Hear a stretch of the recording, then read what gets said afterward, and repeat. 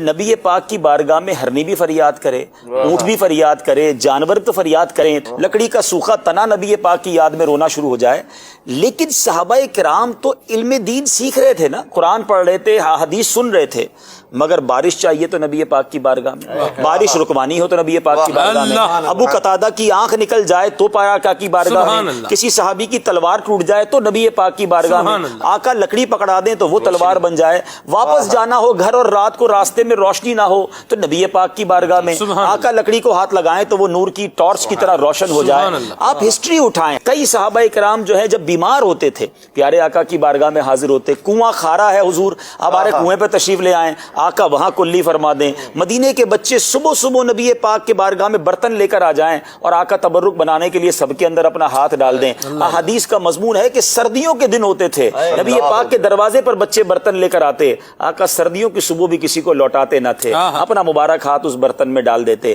اگر آپ ہسٹری اٹھائیں، دلہن کو عطر چاہیے تو صحابی رسول نبی پاک کے دربار میں آ رہے ہیں، عطر تو دکان سے ملتا ہے نا، لیکن سبحان اللہ کسی کو تو لوٹایا ہو، کسی کو تو منع کیا ہو۔ یہ ایٹیٹیوڈ، یہ انداز صحابہ کا بتا رہا ہے کہ انہوں نے اس وقت بھی پناہ مانگی، اس وقت بھی مدد مانگی، جو چاہیے نبی پاک سے مانگا۔ تو آج صحابہ کی سیرت مجھے اور آپ کو سکھا رہی ہے، آج لے ان کی پناہ، آج مدد مانگ ان سے، پھر نہ مانیں گے قیامت میں اگر مان گیا۔ اور قیامت میں تو ویسے ہی سب پر ظاہر ہو جائے گا نا۔ یہ جو اعلیٰ حضرت کے شعر کا دوسرا حصہ ہے نا، یہ بڑا کمال کا حصہ ہے، جو کچھ لوگ آج نبی پاک کو نہیں مانتے، پیارے آقا علیہ الصلوۃ والسلام کے جو اللہ کی بارگاہ میں مقام ہے اس کے بارے میں اتنے پازیٹیو خیال نہیں رکھتے۔ قیامت کے دن تو انہیں پتہ چل جانا ہے